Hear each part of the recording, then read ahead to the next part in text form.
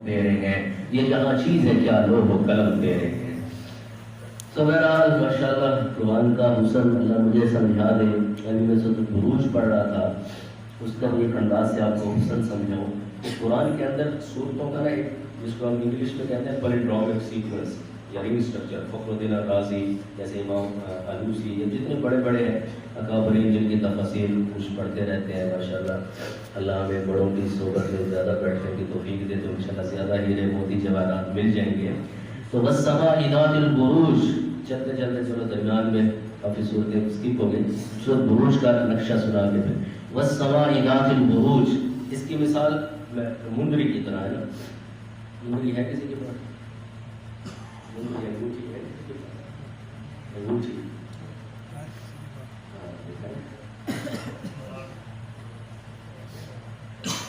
یہ ہے نا درمیان میں نگینہ جڑا ہوا ہے اس کا۔ اب اگر اس کو لے کے ادھر تک چلو، اگر اس کو ہم سٹارٹنگ پڑھ لیں، اس کو اخیر لیں، یہ قرآن کا حسن جو درجہ کتب والے بیٹھے ہیں ماشاءاللہ قرآن کے اندر ڈائیو کر رہے ہیں ایک اور انداز سے۔ اگر ہم اس پہلی آیت کو ادھر سے شروع کریں اور یہ چلتے چلتے یہ درمیان ہے اور یہ چلتے چلتے ادھر آگے اخیر ہے، تو پہل اور اخیر کو آپس میں جوڑتے ہیں۔ اب پڑھیے والسماء ذات البروج، پہلی آیت ہے سورۃ البروج کی کہ جس کے اندر آسمان کا، اس کے اندر بروج فورٹس کا یا کلوں کا تذکرہ کیا گیا ہے۔ چلتے چلتے جب میں آخری آیت پہ پہنچتا ہوں تو یہ پھر آسمان کے بارے میں، اور آسمان میں ہے کیا، بل هو قرآن مجید فی لوح محفوظ، والسماء ذات البروج، اور آخر میں جا کے بل هو قرآن مجید فی لوح محفوظ۔ اگلا مضمون جو ہے اس کے اندر والسماء ذات البروج، دو آیات میں والیوم الموعود وشاہد ومشہود، قیامت کے دن کے بارے میں آیات ہیں، اور بھی تفاصیل ہے، ایک میں بتا رہا ہوں۔ والیوم الموعود وشاہد ومشہود، ادھر سے چلتے چلتے جب آتی ہے واللہ من ورائہم محیط، یہ بھی قیامت کے دن کا تذکرہ ہے کہ اللہ سب کا گھیراؤ کر لے گا۔ تو ادھر سے قیامت کا تذکرہ، چلتے چلتے سیکنڈ لاسٹ میں بھی قیامت کا تذکرہ۔ ادھر سے آگے چلے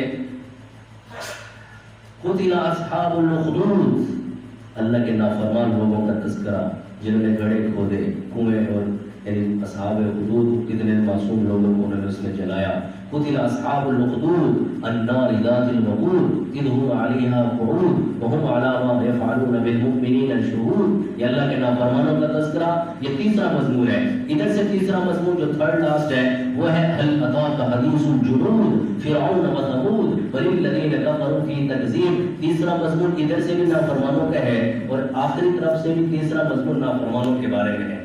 آگے چلو تو اس کے اندر ہے وما نقموا منهم الا ان يؤمنوا بالله العزيز الحميد الذي له ملك السماوات والارض والله على كل شيء شهيد، اللہ کا تذکرہ، اللہ کے صفاتی ناموں کا تذکرہ۔ تو ادھر سے چوتھا مضمون کیا ہے؟ ادھر سے چوتھا مضمون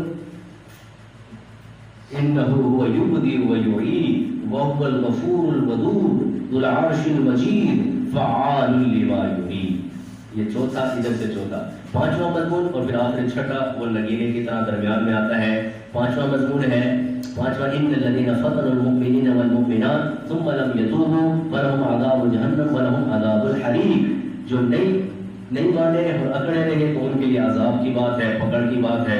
تو ادھر سے اگلی آیت ان بطش ربک لشدید، پانچواں مضمون ادھر سے بھی اللہ کی پکڑ کا ہے اور ادھر سے بھی، اور درمیان میں نگینے کی طرح ایمان اور عمل صالح والا، اس کے لیے کیا وعدہ ہے؟ جیسے یہ نگینہ درمیان میں جڑا ہوا ہے ان الذین آمنوا وعملوا الصالحات لهم جنات تجری من تحتها الانہار ذلک الفوز الکبیر۔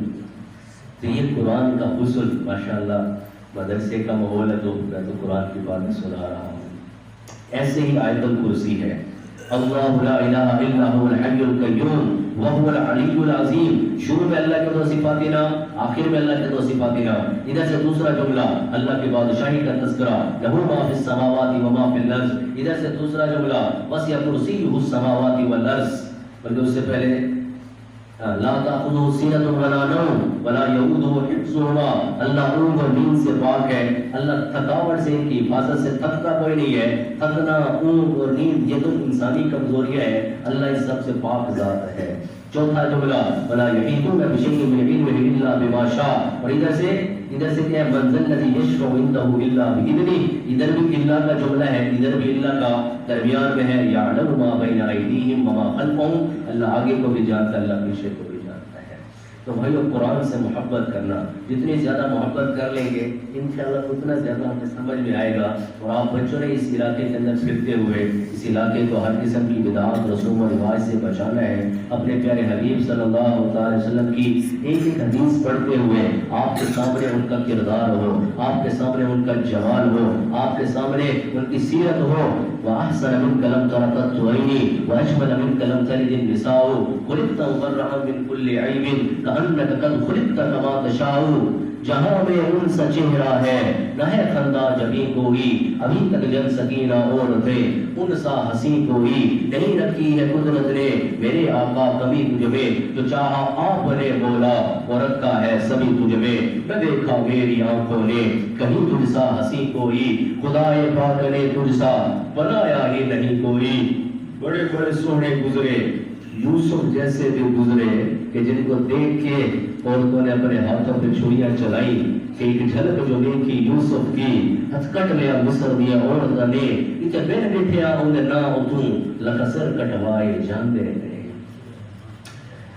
حسین و جمیل سونی چیز زیادہ سامنے آئے نا بندہ نہیں دیکھ سکتا۔ کتنے صحابہ کے بارے میں آتا ہے کہ اگر تم ہم سے اپنے حبیب کے حسن کے بارے میں پوچھو تو ہم نہیں بتا سکتے، کہ ہم نے کبھی پورا دیکھ ہی نہیں سکے، اتنے حسن کو ہماری آنکھیں برداشت ہی نہیں کر سکتے، ہم کیسے بتائیں کہ حسین و جمیل سب شرما گئے تیرے حسن کے آگے، کسی والے جہاں بھر میں جنا تجھ سا نہیں کوئی، مبرہ ہے تو ہر ایک عیب ہر نقص و خامی سے، میرے مالک نے رکھی ہی نہیں تجھ میں کمی کوئی، عطا کی تجھ کو اللہ نے تیری چاہت کی ہر خوبی، نہ دنیا میں بنایا تجھ سے پاکیزہ ترین کوئی۔ اور نبی سارے ہم مانتے ہیں آدم کو، نوح کو، عیسیٰ و موسیٰ کو، یوشع و ابراہیم کو، اسحاق و یعقوب و یوسف کو، یحییٰ و زکریا و دانیال کو، لوط و صالح و ہود، ہم ساروں کو ماننے والے ہیں، لیکن نبی سارے خدا کے عابد و ساجد تو ہے، لیکن جھکی نہ رب کے آگے آپ سے بڑھ کر جبین کو،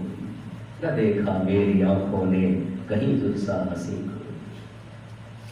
اللہ نے میرے حبیب کی ایک ایک حدیث پڑھتے ہوئے جیسے میں نے